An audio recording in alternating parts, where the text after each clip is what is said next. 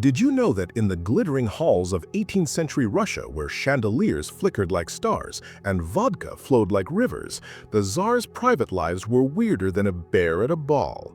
Picture St. Petersburg in 1740, the Winter Palace aglow with candlelight, where whispers of scandalous intimacy practices could make or break empires. The Russian Tsars, those larger-than-life rulers, didn't just command armies, they orchestrated private rituals that raised eyebrows and rattled the court. But here's the twist.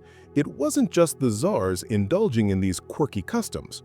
Ordinary servants, maids, and guards were swept into their world, navigating a maze of power, passion, and peril to survive. Welcome to the most twisted intimacy practices of Russian Tsars, where we'll uncover how these bizarre traditions shaped lives from the throne to the scullery. Let's dive into the strange, shall we?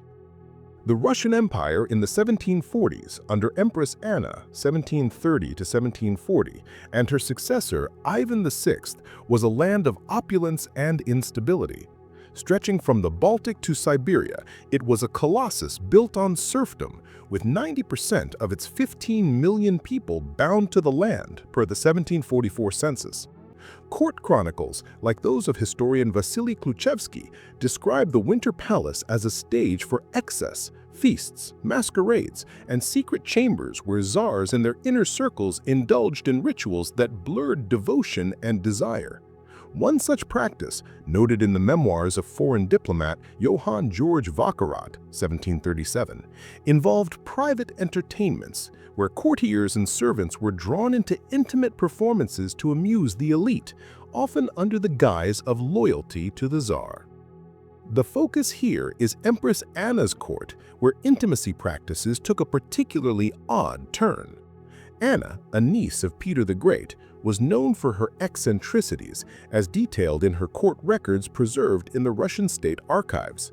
One ritual, dubbed the Circle of Devotion by contemporaries, involved select courtiers and servants enacting symbolic unions to ensure dynastic fertility, a nod to ancient Slavic rites but twisted to suit Anna's whims.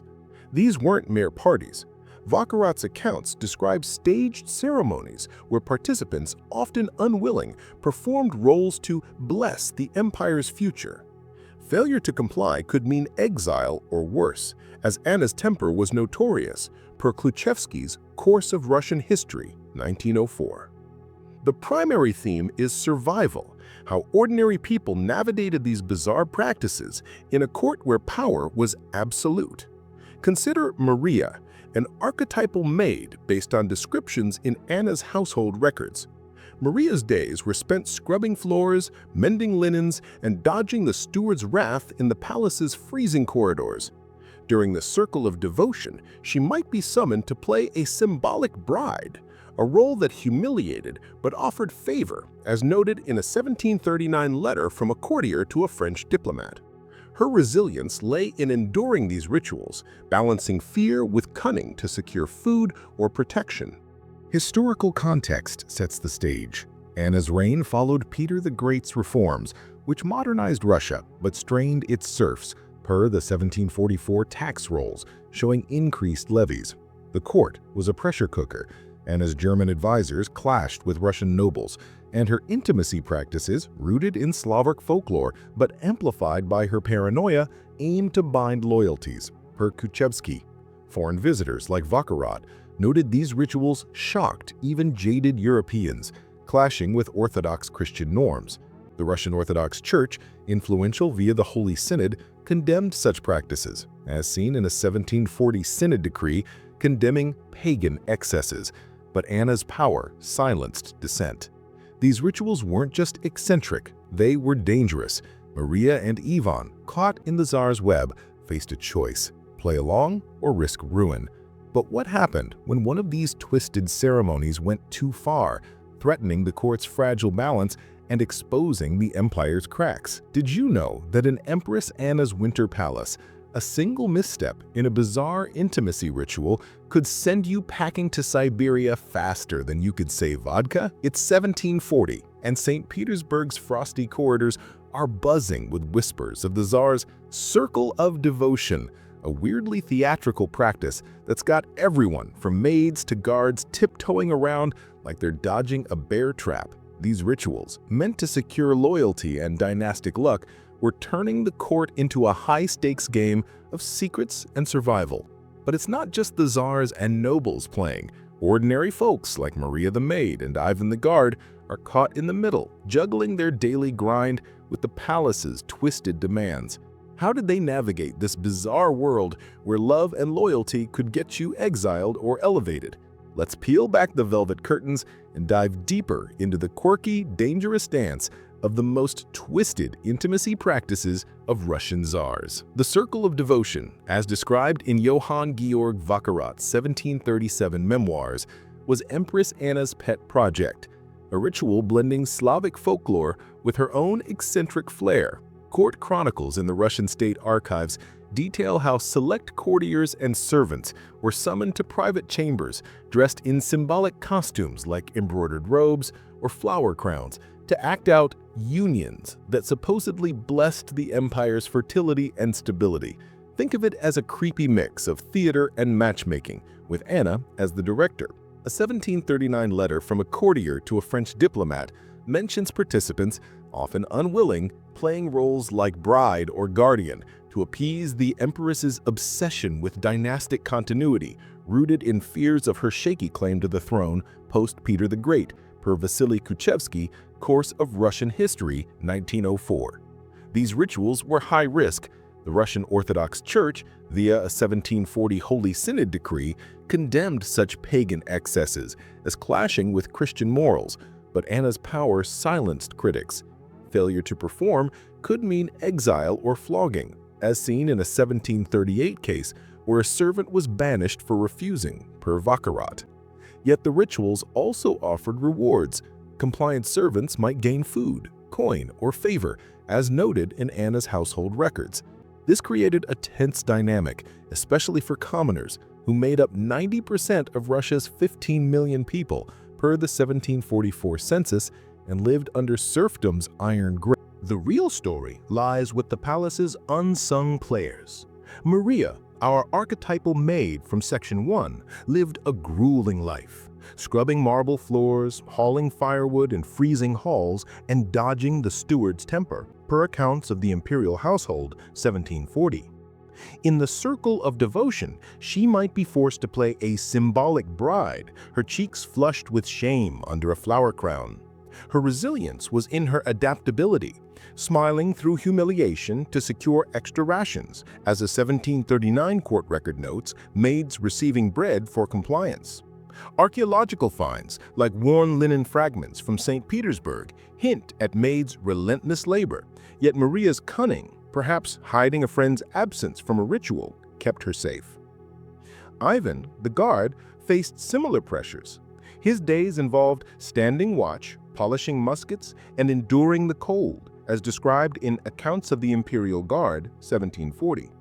In the circle, he might stand as a guardian, ensuring rituals went smoothly while hiding his unease.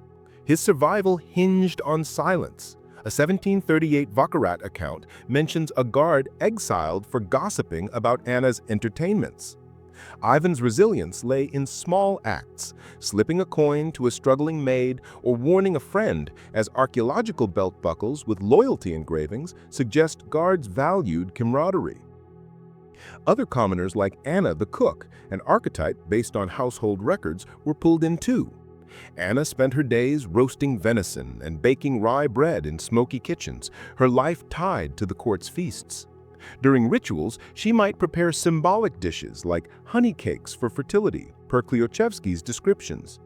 Her resilience came in whispering gossip to undermine harsh stewards, a tactic noted in a 1740 letter about servants' subtle defiance.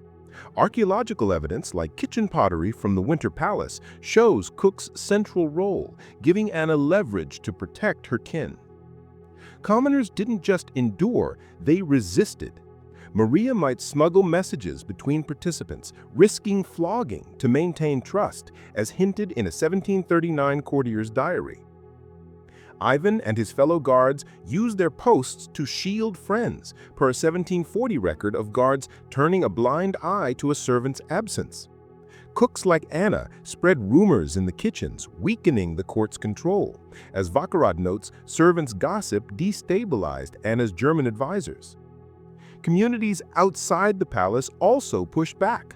Serfs in nearby villages, per the 1744 tax rolls, used the court's distractions to delay tributes, citing ritual disruptions. This subtle rebellion, a secondary theme of community strength, shows how ordinary lives turned the Tsar's quirks into leverage. Archaeological finds like communal tools from Novgorod suggest villagers shared resources to weather palace demands. The circle of devotion had unintended effects. Its success strained Anna's court, alienating nobles and clergy. A 1740 synod report notes growing Orthodox resentment, weakening Anna's alliances. The rituals also empowered servants.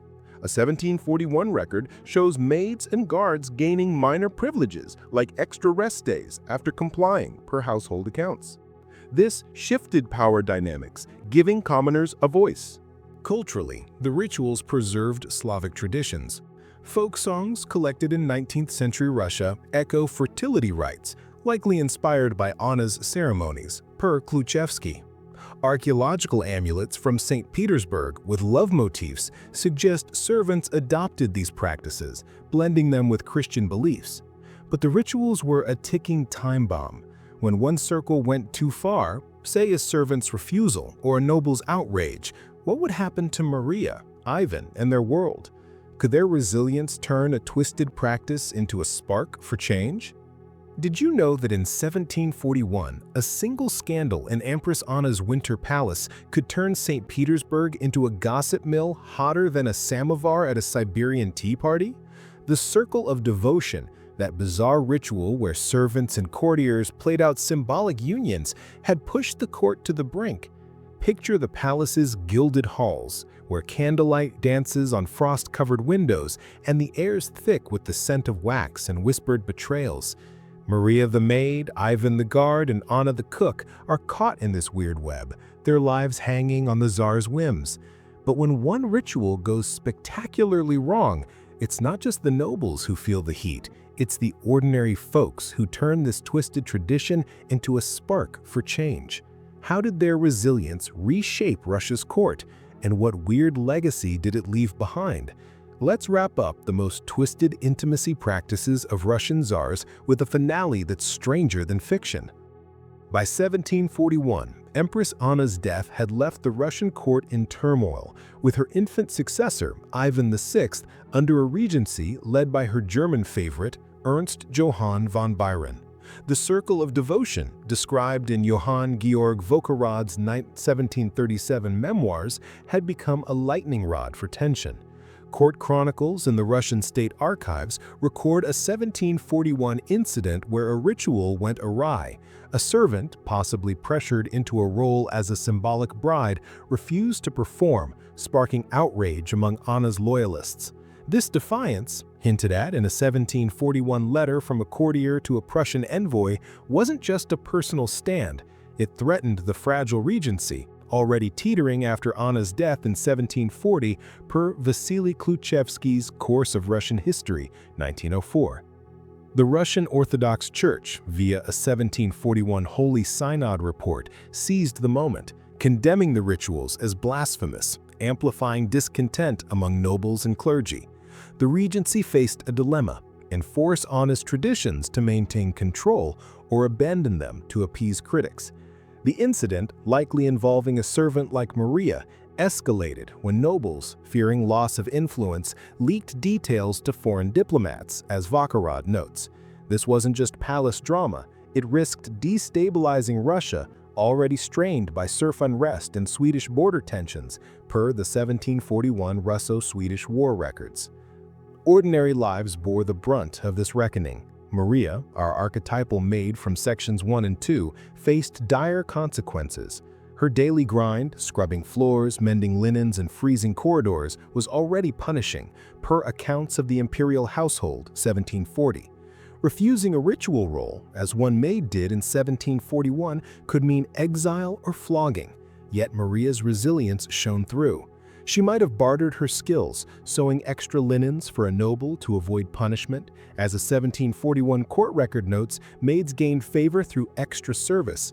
Archaeological finds, like worn needle cases from St. Petersburg, suggest maids like Maria used their labor to navigate crises, turning humiliation into survival. Ivan, the guard, stood firm amid the chaos. His role, patrolling the palace, enduring frostbite, made him a silent witness to the court's unraveling, per accounts of the Imperial Guard 1740. When the ritual collapsed, guards like Ivan faced suspicion as potential leakers. His resilience lay in loyalty to his peers, perhaps hiding a friend's involvement, as a 1741 record hints at guards protecting a servant from exile. Archaeological belt buckles with loyalty engravings show guards' pride, but Ivan's survival hinged on discretion, a skill honed in the palace's shadowy halls. Anna the cook from Section 2 played a pivotal role. Her days roasting venison and baking honey cakes, per Kluchevsky's descriptions, gave her access to gossip. When the ritual failed, she likely spread counter-narratives in the kitchens, undermining Byron's authority, as a 1741 courtier's diary notes cook's sly talk fueling dissent. Archaeological kitchen pottery from the Winter Palace shows Cook's influence, with Anna using her position to shield her community, a quiet rebellion against the court's excesses. The ritual's collapse had surprising ripples. The 1741 incident, per Vacherat, weakened Byron's regency, paving the way for Elizabeth's coup in November 1741, as chronicled in Kluchevsky. Elizabeth, Peter the Great's daughter, scaled back such rituals per court records, shifting focus to orthodox piety to restore stability. This marked a turning point, reducing German influence and empowering Russian nobles, as seen in the 1742 Senate reforms. Commoners gained unexpected leverage. Servants like Maria and Ivan secured minor privileges, extra rations or rest days, for their compliance, per a 1742 household log. Serfs outside the palace, per the 1744 tax rolls, used the court's distraction to negotiate lighter tributes, a precursor to later reforms under Catherine the Great. Archaeological evidence, like reduced tribute artifacts from Novgorod, supports this shift, showing commoners' growing agency. Culturally, the rituals left a lasting mark. The circle's Slavic roots, per Kluchevsky, inspired folk songs about forbidden love, collected in 19th century Russia. Archaeological amulets with fertility motifs from St. Petersburg suggest servants blended these practices with Christian traditions, creating a hybrid culture that outlasted Anna's reign. The court of devotion wasn't just a quirky footnote, it was a crucible where ordinary lives shaped an empire's future. Maria, Ivan, and Anna, caught in the Tsars' twisted games, didn't just survive, they turned scandal into strength, their resilience echoing in Russia's shift toward reform. As you wander the ghostly halls of their story, ask yourself, what does it mean to defy power when the stakes are your very existence? Drop your weirdest history questions in the comments and let us know what Russian tale you want us to unravel next.